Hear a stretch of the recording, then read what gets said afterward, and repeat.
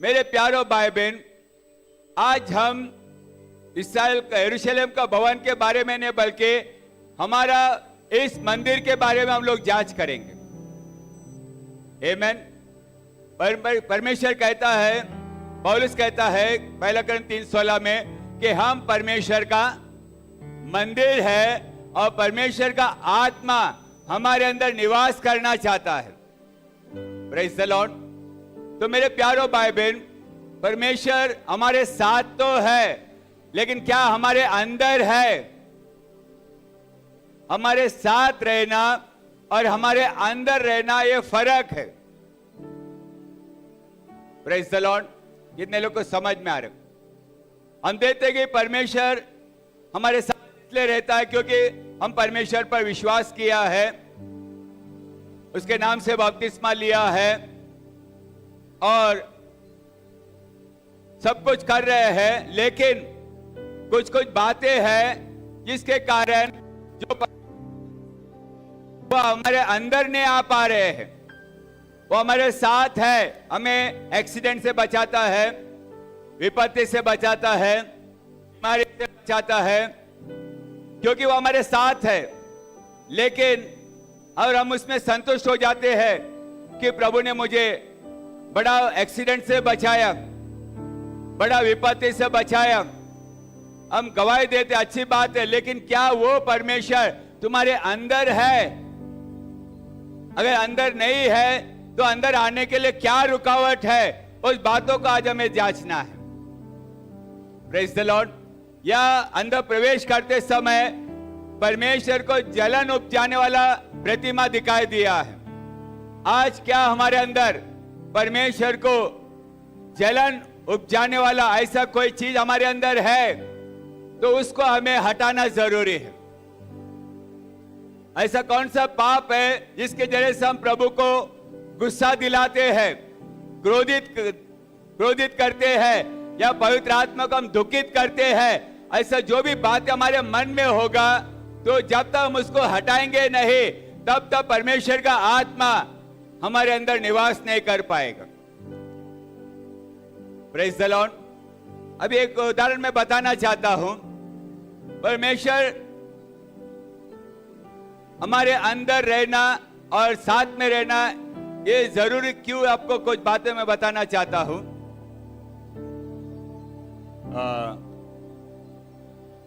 Romeo का पत्र उसका 1 अध्याय 8वां अध्याय 1-2 वचन पढ़िए। रोमियो का पत्र 8वां अध्याय 1-2 वचन। अतः अब जो मसीह यीशु में है, अब जो मसीह यीशु में है, उन पर दंड की आज्ञा नहीं, उन पर दंड की आज्ञा नहीं, क्योंकि वे शरीर के अनुसार नहीं, वे शरीर के अनुसार नहीं वरन आत्मा के अनुसार चलते हैं। आत्मा के अनुसार चलते हैं। अभी ध्यान से सुनो जरा। आत्मा के अनुसार चलने के लिए आत्मा हमारे अंदर रहना जरूरी है। सो अब जो मसीह यीशु में है, जैसे यीशु मसीह कहता है मैं पिता में है और पिता मुझ में है, और यीशु मसीह कहता है उस दिन तुम जान लोगे कि मैं तुम में होगा और तुम मुझ में होगा। Praise the lord. Yeshu Masih में होना और यीशु मसीह के पास होना अलग बात है। बहुत से लोग यीशु मसीह के पास है लेकिन यीशु मसीह के अंदर नहीं है, और वही एक कारण है कि यीशु मसीह उनके अंदर भी नहीं है। साधु सुंदर सिंह ने एक उदाहरण दिया था। एक शिकारी जंगल में गया शिकार करने के लिए, और जब तक वो उसके पास बंदूक में गोली था तब तक वो सुरक्षित था, लेकिन वो बंदूक का गोली खत्म होने के बाद एक शेर उसको दिखाई दिया,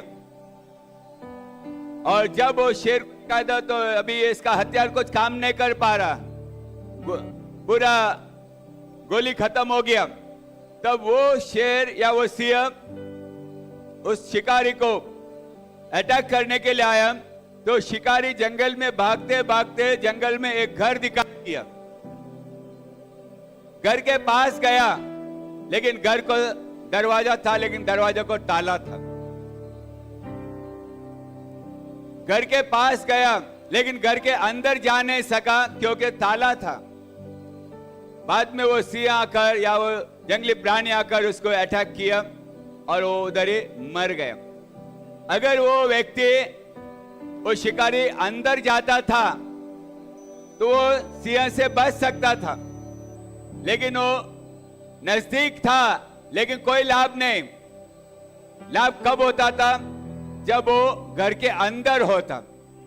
वैसे आज हम सब मसीह के पास है, लेकिन मसीह के अंदर नहीं है।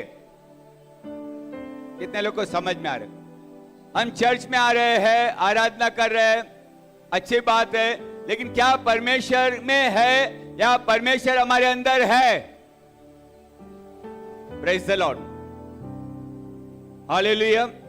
इस बात से संतुष्ट नहीं होना चाहिए कि प्रभु मुझे सहायता कर रहा है, मुझे आशीष दे रहा है, मुझे हर एक विपत्ति से, बीमारी से बचा रखा है, अच्छा हम बड़ा गवाही देते हैं, उस पर हम संतुष्ट नहीं होना चाहिए। प्रभु तो कहता मैं तुम्हारे साथ हूं, लेकिन मैं तुम्हारे अंदर रहना चाहता हूं। सो अब जो मसीह यीशु में है उन पर कोई दंड की आज्ञा नहीं, क्योंकि वे शरीर के इच्छा के अनुसार नहीं बल्कि आत्मा के इच्छा के अनुसार चलना चाहते हैं। आत्मा का अगुवाई से चलना वो अलग है। शरीर के अनुसार चलेंगे तो हमारे लिए मृत्यु है, आत्मा के अनुसार चलेंगे तो हमारे लिए जीवन है। वही अध्याय में 13 और 14 वचन पढ़ो जरा।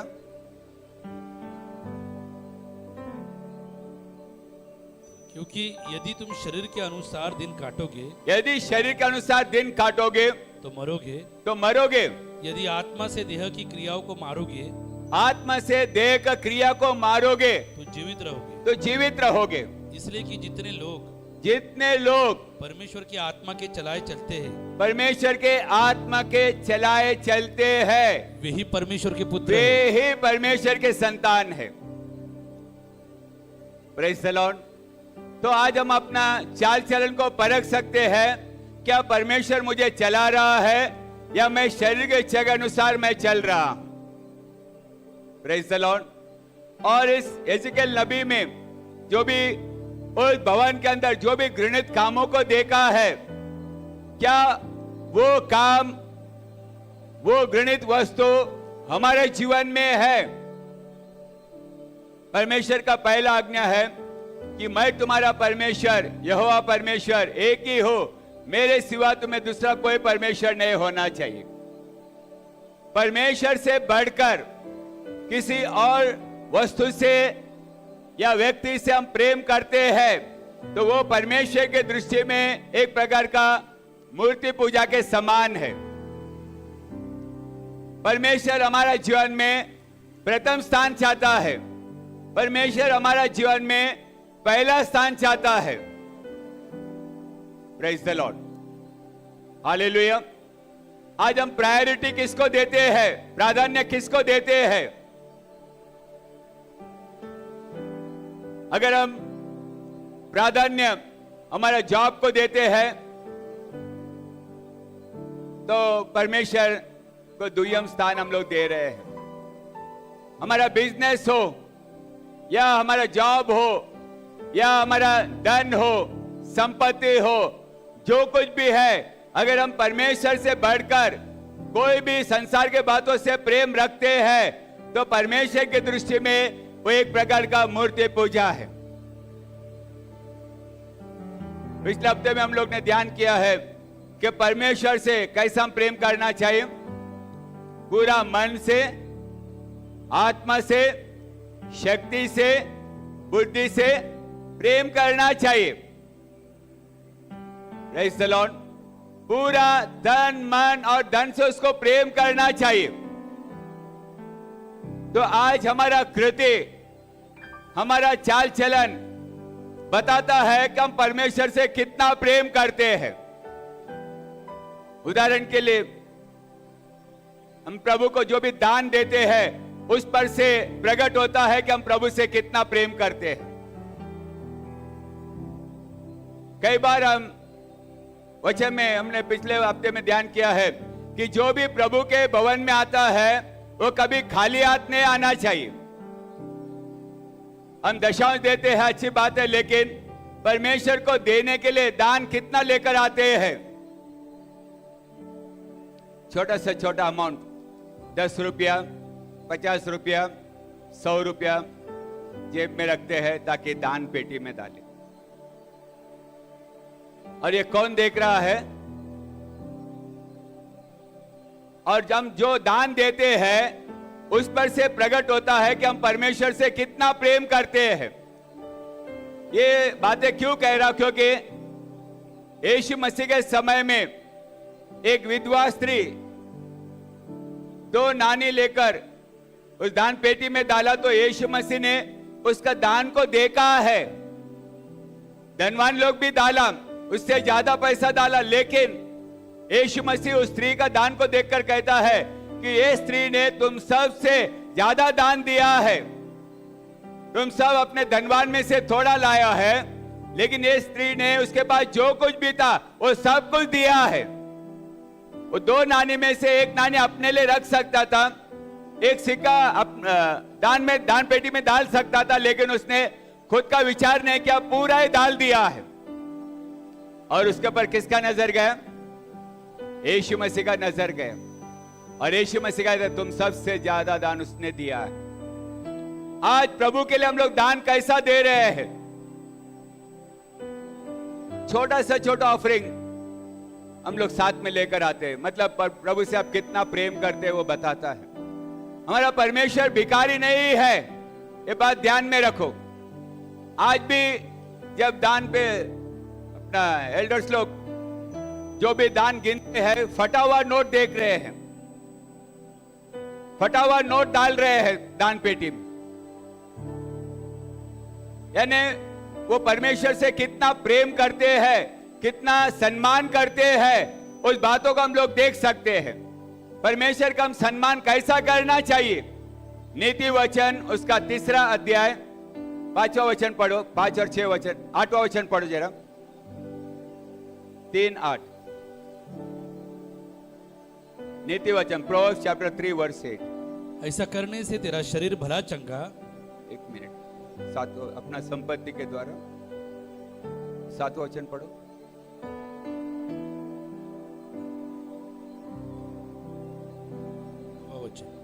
अपनी संपत्ति के द्वारा, 9 वचन, अपने संपत्ति के द्वारा और अपनी भूमि की सारी पहली उपज दे। अपनी भूमि की सारी पहली उपज के द्वारा, उपज दे देकर यहोवा की प्रतिष्ठा करना। उपज दे देकर यहोवा की प्रतिष्ठा करो, यहोवा का सम्मान करो। Honour the lord. हम सोचते कि मैं 50-100 रुपया डाल दिया तो बहुत बड़ा उपकार हम लोग कर रहे हैं। Praise the Lord. एक विधर्मी नामान कोड़ी प्रभु के भवन में चंगाई पाने के लिए परमेश्वर के दास के पास इस्राएल देश में जाते समय वो खाली हाथ नहीं गया। उसके साथ उसने 6000 सोने का सिक्का साथ में लिया, यानी 6000 तोला सोना होगा, और 8 टिकरी चांदी, 10 जोड़े वस्त्र। ये परमेश्वर के पास लेकर गया। एक विधर्मी जो कोई परमेश्वर को नहीं जानता था,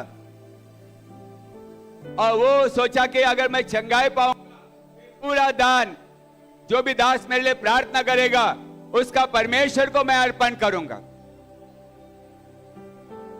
और आज जीवित परमेश्वर को अर्पण करने के लिए आज हम लोग कैसा आ रहे हैं, उससे ये प्रकट होता है कि हम परमेश्वर को कितना प्रेम करते हैं। Praise the lord.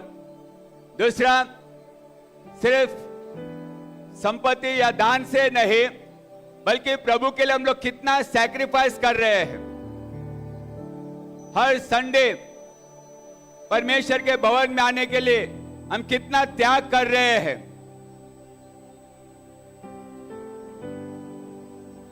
हम आसानी से निर्णय ले लेते हैं कि आज हम लोग थोड़ा विश्राम करें, आज हम लोग घर में बैठेंगे।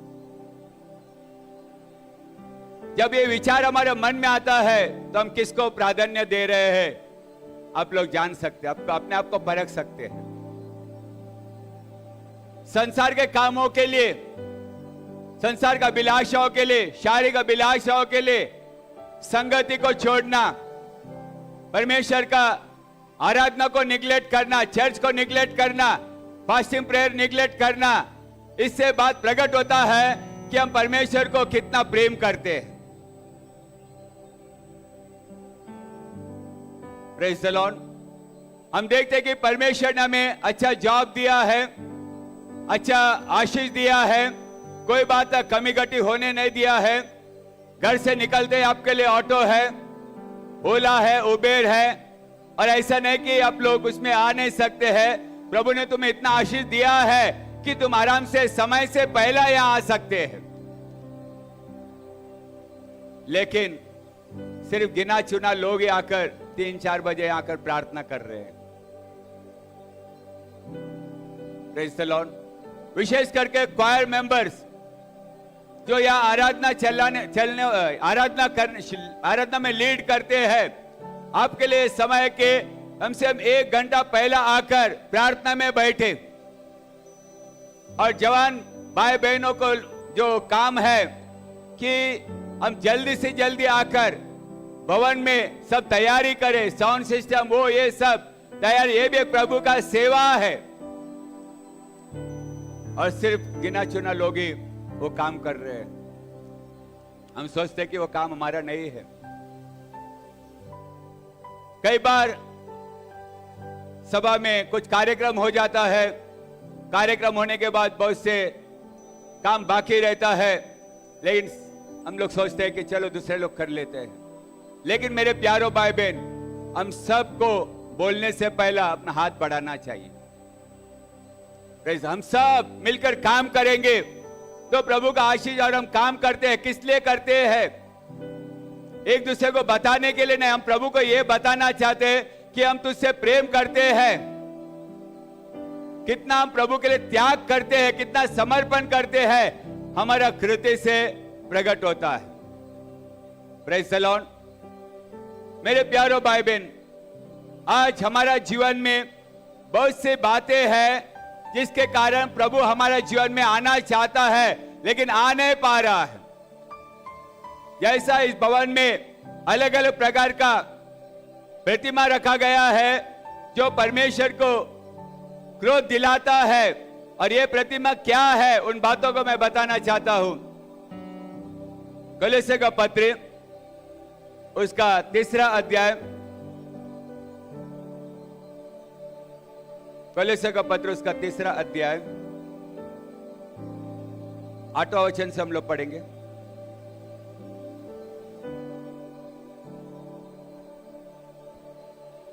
पर अब तुम भी इन सब को, 1 मिनट, 5वां वचन से।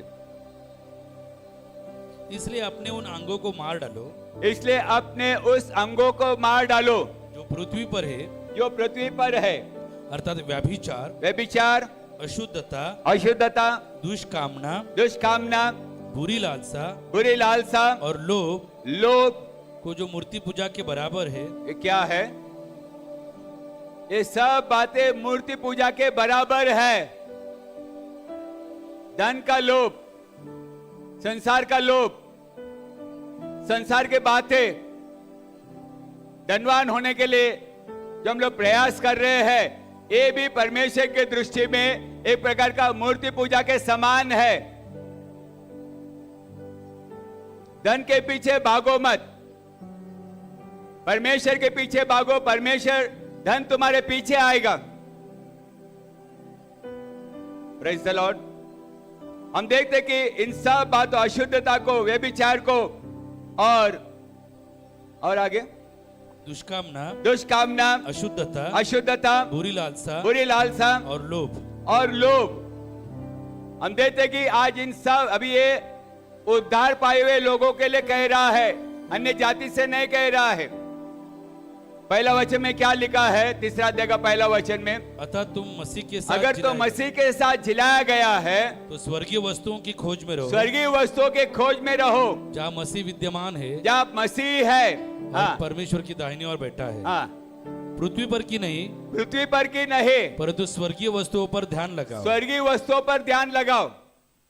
Praise the Lord.